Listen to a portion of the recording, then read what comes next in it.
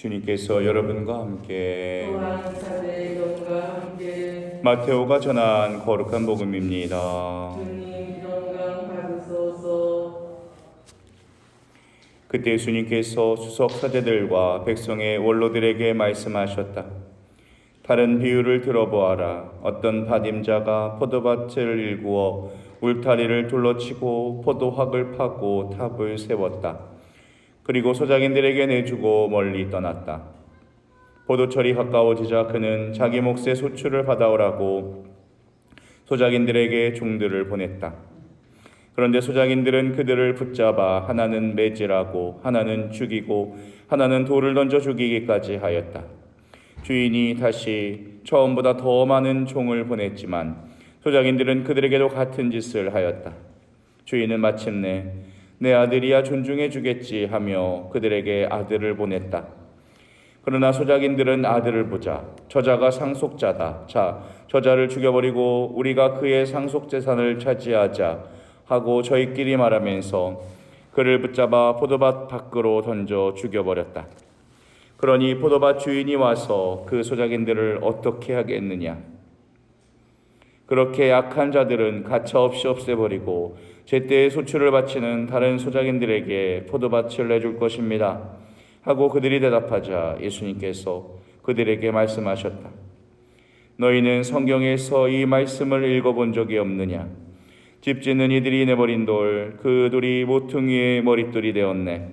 이는 주님께서 이루신 일, 우리 눈에 놀랍기만 하네. 그러므로 내가 너희에게 말한다. 하느님께서는 너희에게서 하느님의 나라를 빼앗아 그 소출을 내는 민족에게 주실 것이다.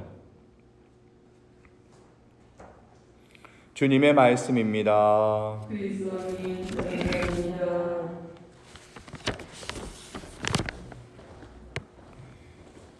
성경을 읽다 보면 우리에게 걱정하지 말고 염려하지 말라는 명령을 아주 많이 하고 있습니다. 하느님의 백성들은 염려하면 안 된대요. 왜 안 될까요?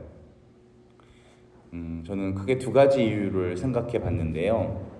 첫째는 염려 그 자체가 신앙이 아닌 것이기 때문에, 두 번째는 염려가 어리석은 것이기 때문에 그런 것 같습니다.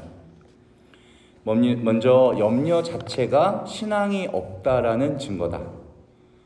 염려하면서 믿음으로 살아갈 수는 없다는 거예요. 그 씨 뿌리는 사람이 뿌린 씨가 가시덤불에 걸렸는데 말씀을 듣기는 했지만 세상 걱정이 말씀의 숨을 막아버려 열매를 맺지 못했다라고 하십니다. 염려는 그래서 되도록 없으면 좋은 게 아니라 있으면 안 되는 거예요. 믿음으로 살아가는 데 있어서 큰 장애가 되는 겁니다. 우리가 하느님 말씀 안에서 온전히 살지 못하게 만들기 때문에 염려와 믿음은 같이 있을 수 없는 거예요. 또 하나, 또 성경이 염려하지 말라라는 이유는 그거는 어리석은 것이기 때문에 그렇습니다. 마태오복음 6장 27절을 보면 너희 가운데 누가 걱정한다고 해서 자기 수명을 조금이라도 늘릴 수 있겠느냐? 걱정한다고 해서 해결되는 게 아니다. 염려와 걱정은 무익하다라는 거예요. 만약에 염려해서 문제가 다 해결된다면, 생산성이 있고 결과가 좋아질 수 있다면 성경이 먼저 염려하라고 할 거예요. 수시로 염려하라 라고 할 거예요. 근데 염려가 할 수 있는 일은 아무것도 없는 것이다. 염려는 무익하다. 유대인들의 지혜 문학 가운데에는 이런 말이 있습니다. 어쩔 수 없는 것을 염려하는 것은 소용없는 일이다. 그런데 어쩔 수 있는 것을 염려하는 것은 어떤 일일까요? 어리석은 일이래요. 그렇죠. 어쩔 수 없는 것을 염려하면서 무슨 소용이 있겠습니까? 근데 어쩔 수 있는 것도 염려하면 어리석은 일이래요. 왜 그래요? 어쩔 수 있는 거는 그냥 행동하면 되는 거죠. 염려할 이유가 전혀 없다는 거예요. 결론적으로 염려는 아무짝에 쓸모가 없다. 탈무드에는 염려는 흔들의자와 같다라고 되어 있어요. 흔들의자는 아무리 흔들어봤자 제자리라는 거예요. 염려를 아무리 해도 한 걸음도 나갈 수 없다. 결국에 염려는 우리 생명력을 뺏어갑니다. 우리 믿음을 방해해요. 온전한 삶을 사는데 방해가 되기 때문에 반드시 버려야 합니다. 그러면 어떻게 해야 염려를 버릴 수 있겠는가? 염려하지 말자라고 해도 계속 생각나는 걸 어떻게 해요? 우리는 연약하고 부족하기 때문에, 불완전하기 때문에 두려움이 있죠. 불확실이 있어요. 막연함을 항상 가지고 있습니다. 그래서 염려가 나도 모르게 생겨나는 걸요. 마태복음 6장에는 이런 말씀이 있습니다. 하늘의 새들을 눈여겨보아라. 그것들은 씨를 뿌리지도 않고 거두지도 않을 뿐더러 곳간에 모아들이지도 않는다. 그러나 너희 아버지께서는 그것들을 먹여주신다. 여기서 눈여겨보다라는 동사 파라큐프토는요, 생각하다라는 뜻과 같은 뜻으로 쓰여요. 그래서 염려가 찾아올 때 한번 생각해 보라는 거예요. 염려와 생각은 다른 거죠. 그래서 내일을 염려하는 것과 내일을 생각하는 것은 완전히 다른 거예요. 히브리서 12장 2절을 보면 우리 믿음의 영도자이시며 완성자이신 예수님을 바라봅시다. 그분께서는 당신 앞에 놓인 기쁨을 내다보시면서 부끄러움도 아랑곳하지 않으시고 십자가를 견디어내시어 하느님 어자 오른쪽에 앉으셨습니다. 자, 예수님은 십자가 앞에서 염려하거나 근심하지 않으셨다. 그 대신 내다보셨다고 했어요. 하느님을 생각했다는 거예요. 앞에 놓여 있는 기쁨을 먼저 생각하셨다는 거예요.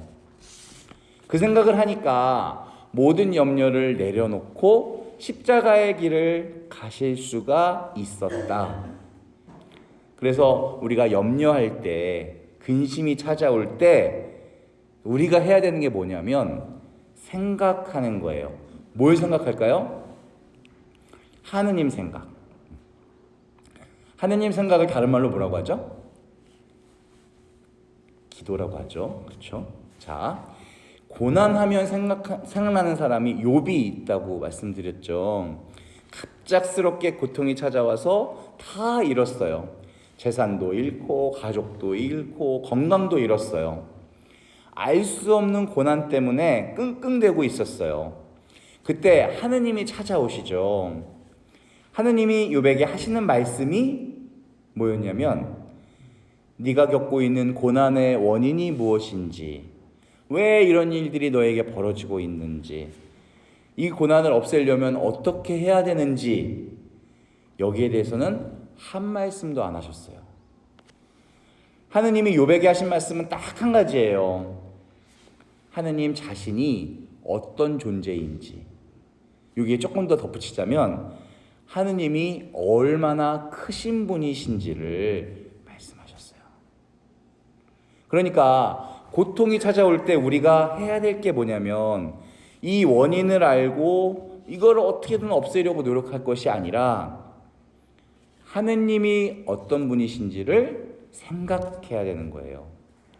하느님이 얼마나 크신 분이신지를 기억해내야 돼요. 그게 바로 우리를 고난에서 건져줄 수 있다는 거죠.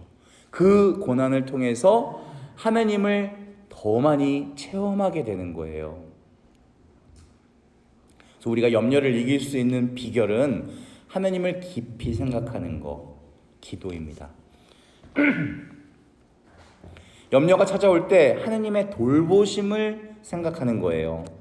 오늘 제2독서 말씀처럼 아무것도 걱정하지 마십시오. 어떤 경우든 감사하는 마음으로 기도하며 간구하며 여러분들의 소원을 하느님께 아뢰십시오. 그러면 사람의 모든 이해를 뛰어넘는 하느님의 평화가 여러분의 마음과 생각을 그리스도 예수 안에서 지켜주실 것입니다. 염려를 기도로 바꾸라는 말씀이에요. 기도한다는 것은 하나님께서 지금도 이 순간에도 나를 돌보고 계신다를 고백하는 거예요. 그렇지, 하느님은 내가 지금 힘들어도 여전히 나의 하느님이시지, 여전히 날 돌보고 계시지, 이것을 확신하는 것, 그게 기도예요.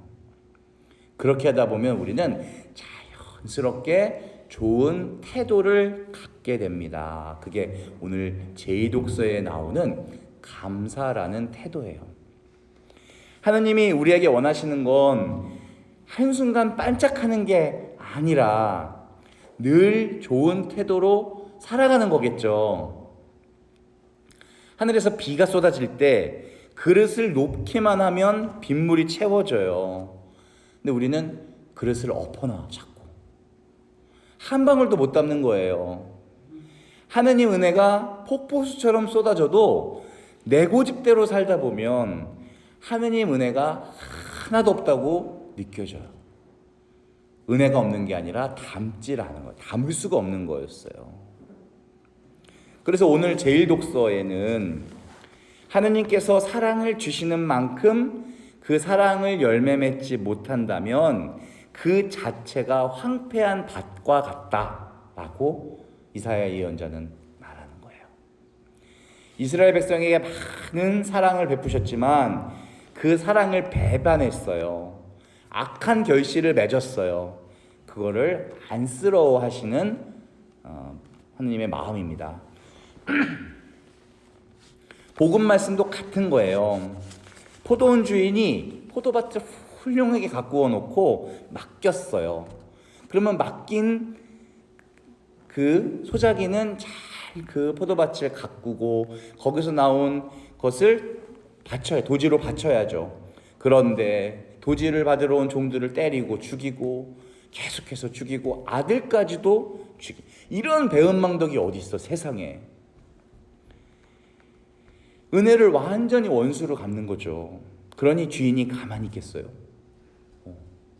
새로운 소작인들을 포도밭으로 보내겠죠.